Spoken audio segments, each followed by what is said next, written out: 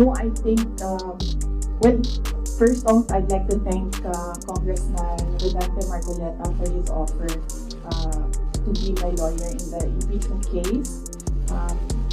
I appreciate it because he's a very good lawyer. He's a brilliant lawyer. In fact, he pointed out to me points during the committee hearing that as a lawyer, I was not able to see. So that shows his astuteness in the law.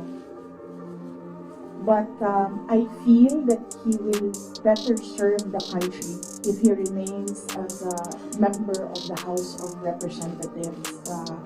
That is what is important right now. We need good public servants, good leaders, good officials in government. And I assure everyone that we already have lawyers helping us.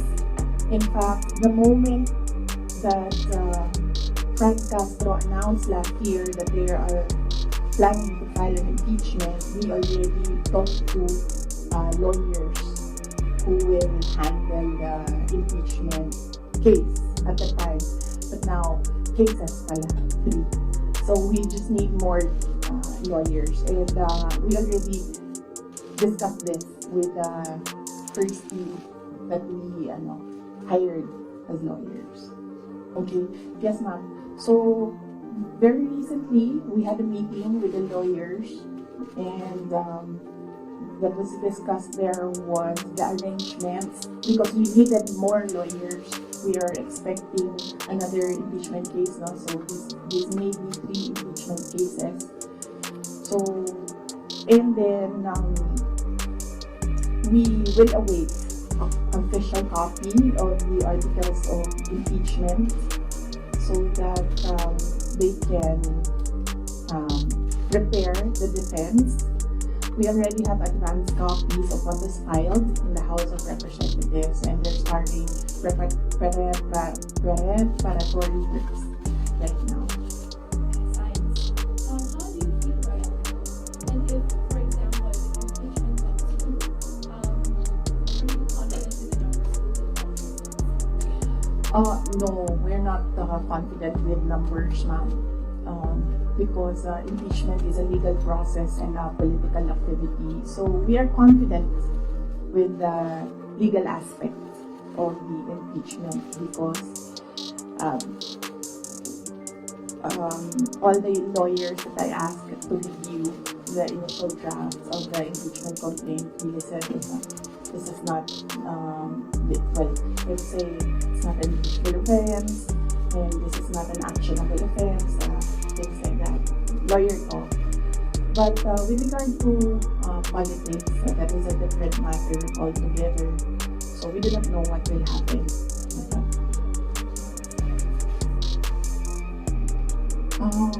Well, that's politics. They always say that there are no permanent friends and enemies in politics. So it really depends on the person, on the politician, what path he will choose.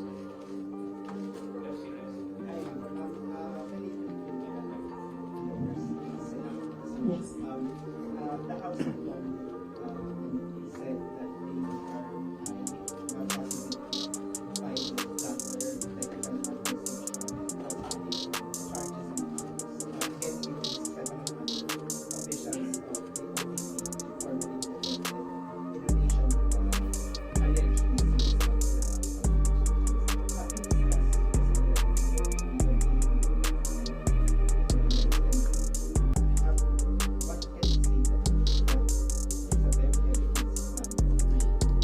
Yes, we have an inventory of possible cases to be filed because right now it's only the 2 impeachment cases that are filed with the House of Representatives. All the other cases, we have a list, we have an inventory, and we have lawyers assigned for each case. Usually cases that are similar, we assign it to one lawyer. And then other cases, we assigned it to other lawyers so that we ensure that all the cases have lawyers focused on each case.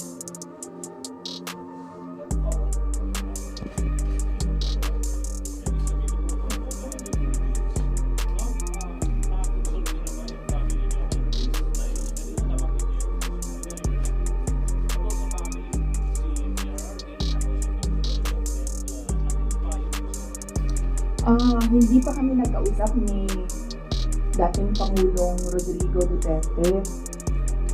I expect na magkikita kami as usual sa December 24 sa bahay ng mother ko. Likely baka doon namin mapag-usapan yan kung man mapag-usapan namin, dahil madalas kasi kapag nagkasama-sama yung pamilya, lalo na pag nandyan yung mga apo, ay yung mga apo yung pinag-uusapan ng pamilya.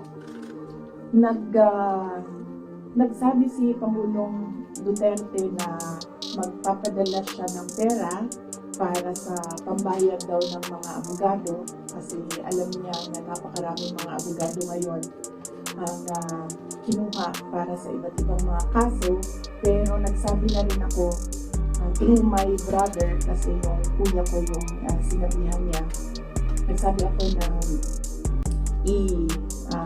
huwag na lang siya magpadala ng pera dahil nakapaghanda naman na kami para sa impeachment case. Kasi sinabi na impeachment case. So sabi ko, nakapaghanda kami sa impeachment case kasi nga last year nag-announce na si Castro ng impeachment. So the moment na sinabi yon, and the moment na nakita namin na tuloy-tuloy yung attacks against me, ay naganda na rin kami para sa mga abogado.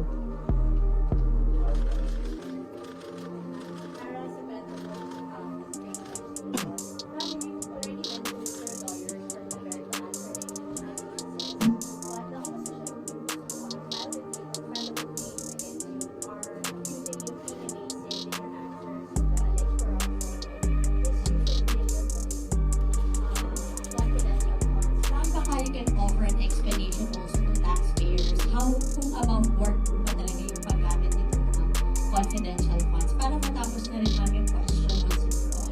Yes, ma'am. I'm not being evasive. If you are referring to the budget hearing and the hearings in the House of Representatives, I'm not being evasive. I am not answering the questions because they have no authority to ask confidential questions. I am answering questions about the use of the money in the Commission on Audit, and there is no, you ask the Commission on Audit if there was anything at all that they can say or see that we are not cooperative with the audit.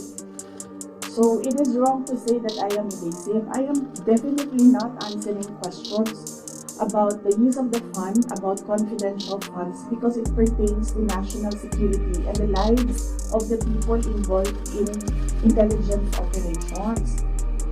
And yes, as I said, we have fully cooperated with the audit process of the Commission on Audit, who has the sole jurisdiction to ask questions about the use of confidential funds. In fact, 2/4 of the Department of Education are already cleared by the Commission on Audit, but it is still being questioned inside the committee in the House of Representatives. So that is the reason why I am not answering questions from the House of Representatives. Plus the fact that, as I said, it is an attack. It is a political attack. If you are in aid of legislation and want to legislate about confidential funds, you do not target one office and terrorize and torment the employees of that office. What you do is you do a sampling, a random sampling of the offices who have confidential funds. Why not call the office of the president who has billions and billions of confidential funds if you want to legislate about confidential funds? So that shows that they're singling out the office of the vice president. And I really feel that it's very disrespectful to the office of the vice president. That is also why when they ask that I respect their process, respect begets respect. So if they want respect, they should first respect the office of the vice president. That is what I was saying, that they don't like me, they don't like my person, they don't like Sara, but they have to respect the office of the vice president. So if they want to investigate on the confidential funds, they don't single out one office. Maybe just a follow-up, because yesterday or the other day, the House also alleges that over 400 names na nag-cite on acknowledgement receipts, again, on the issue of the confidential funds, wala daw pong records at the DSA. Ma'am, you could offer an explanation, because we know that this is a legal proceeding, pero pinag-uusapan po siya ngayon, ma'am, sa bahay ng bawat Pilipino. Kaya, explanation if this is a offer, or bakit wala silang birth certificate, ma'am? No, I will not explain. I will not give an explanation because it will entail that I explain intelligence operations which will compromise officers who do intelligence operations. It will really compromise how they work. So no explanation will be given to the members of the House of Representatives. One final follow-up from me, ma'am. Then what's your response to accusations that an office like the DepEd and the OVP have no jurisdiction naman to have these confidential funds that are spent for national security? Well, the confidential funds was the first transfer of confidential funds was from the contingent funds to the office of the vice president, and this was approved by the office of the president. The next year confidential funds was 2023, and we submitted it to the Department of Budget and Management. It was approved by the Department of Budget and Management, and therefore it implies it was approved by the Office of the President because it was included in the National Expenditure Program, the NEP. So, and then it was approved by Congress as well. The only reason why we did not use the confidential funds in the fourth quarter for both offices because I was already flagged by a friend inside the House of Representatives that they will attack you using confidential funds. So yes, it was duly approved by the Office of the President and both houses of Congress as well as because it was included in the General Appropriations Act.